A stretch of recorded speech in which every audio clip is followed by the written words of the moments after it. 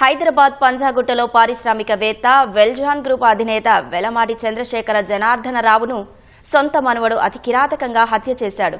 ఈ ఘటనపై కేసు నమోదు చేసిన పోలీసులు నిందితుడిని అదుపులోకి తీసుకుని రిమాండ్కు తరలించారు. ఆస్తి తగాదాల కారణంగా ఈ దారుణానికి ఒడికట్టినట్లు పోలీసులు అనుమానిస్తున్నారు. నిందితుడిని కస్టడీలోకి తీసుకుని లోతైన దర్యాప్తు చేస్తే మరిన్ని విషయాలు తెలిసే అవకాశం ఉందని పోలీసులు చెబుతున్నారు.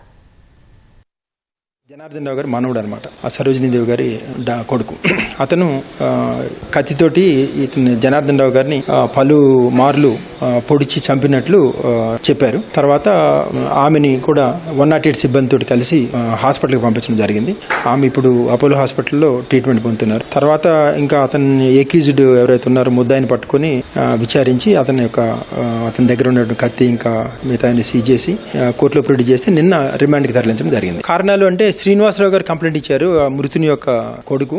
అతని కంప్లైంట్ లో రాసిన దాని ప్రకారం ఇట్లా ఆస్తి వివాదాలు ఉన్నాయి అని చెప్పి కూడా అతను మెన్షన్ చేశారు. అయితే ఏంటి అనేది ఖచ్చితంగా కారణాలు చెప్పాలంటే ఇంకా లోతైన విచారణ అనేది అవసరం. దానికి ఇంకా వేరియస్ రీజన్స్ ఉన్నాయా ఏంటి అనేది మేము అన్ని యాంగిల్స్ లో విచారణ చేయాలంటే కొంచెం టైం పడుతుంది. ఇప్పుడు ప్రిలిమినరీ స్టేజ్ లో ఉంది కాబట్టి ఇప్పుడున్న కారణాలు అయితే ఇవి.